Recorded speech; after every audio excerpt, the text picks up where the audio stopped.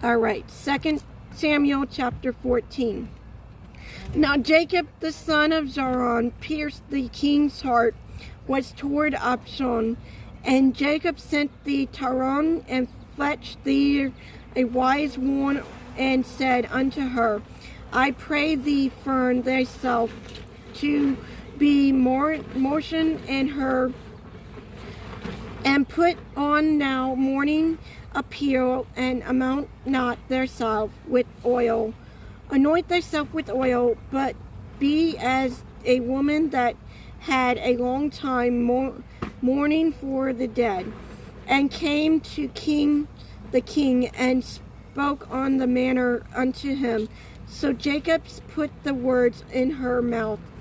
And when the woman of Tarshan spoke to the king, she fell on her face to the ground, and did Absalom, and said, Help, O king.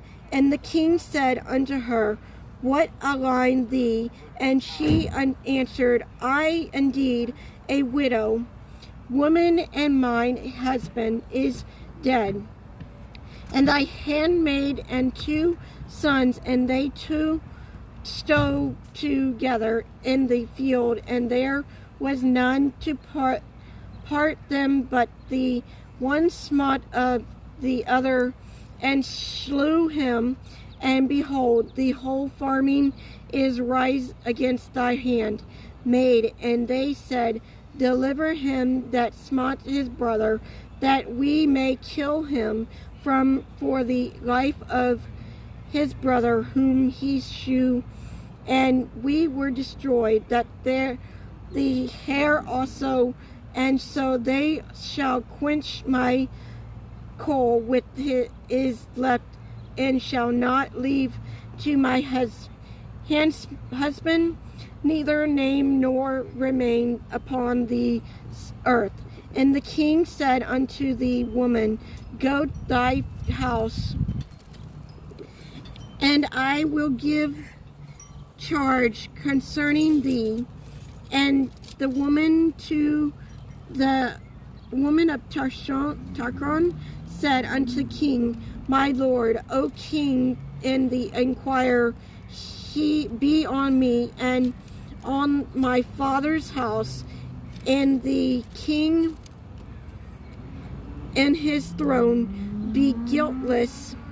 And the king said, Whosoever saith aught unto thee, bring him to me, and he shall not touch thee any more.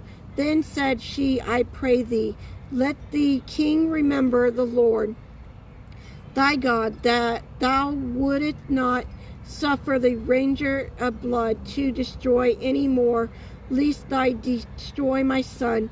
And he said, As the Lord liveth, there shall not one hair of thy sons fall unto the earth. Then the woman said, Let thy husband, I pray thee, speak one word unto my lord the king. And he say on. And the woman said, Wherefore then hast thou thought such a thing against the people of God? For the king doeth speak thus thing as one which is faulty, and that the king doth not fetch home again his brain shed. For we must need die, and are as water split on the ground, which cannot be gathered up again. Neither doeth God respect any person, yet do he devise men. That means that his brains be not expelled from him. Now therefore that I am come to speak of this thing unto my lord the king, it is because the people have made me afraid, that the handsman said, I will not speak unto the king. It may be that the king will perform the request of his handsman, For the king will here to deliver his handsmen out of the hand of the men that would be deliver me and my son together out of the inheritance of God.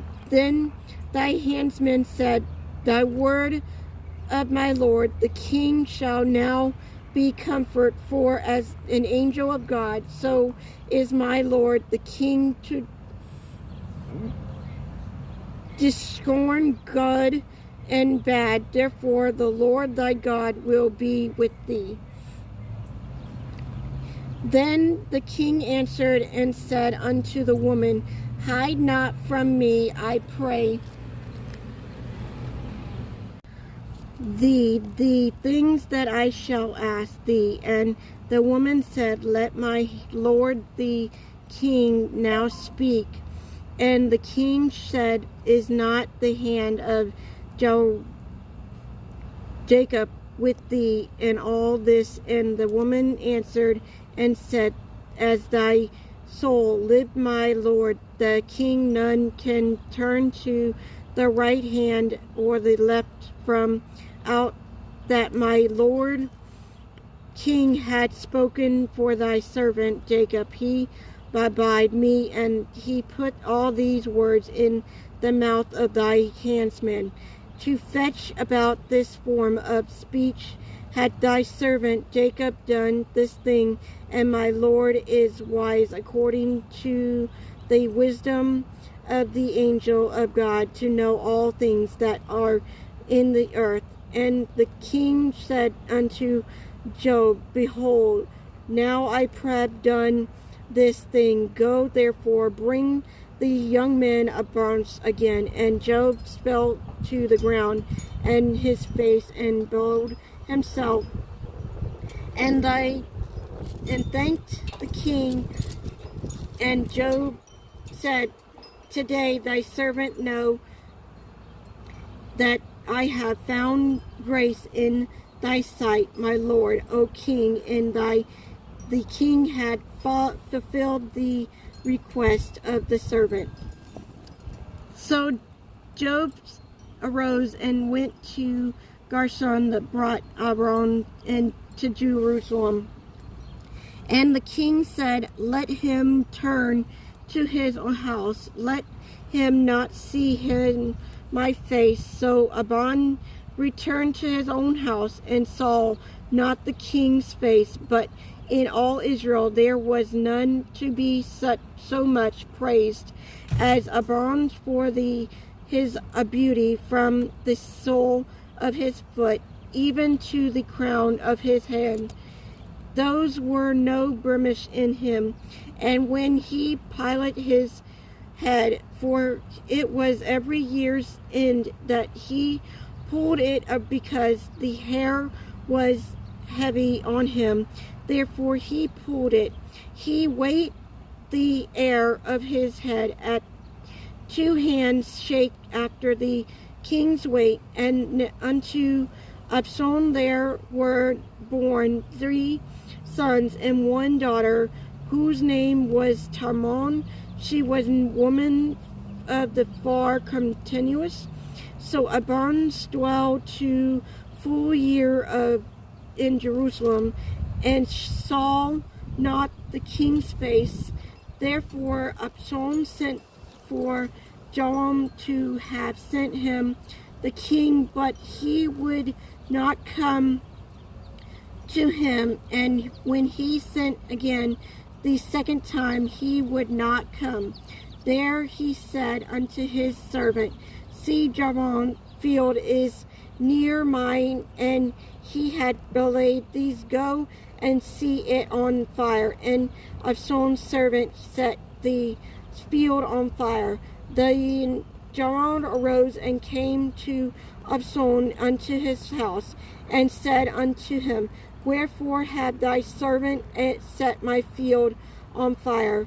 And Absalom answered Joram, Behold, I sent unto thee, saying, Come hither, I may send thee to the king to say, Wherefore am I come from Shon had been good for thee has been there, still now therefore let me see the king's face, and if there be any inquire in me, let him kill me.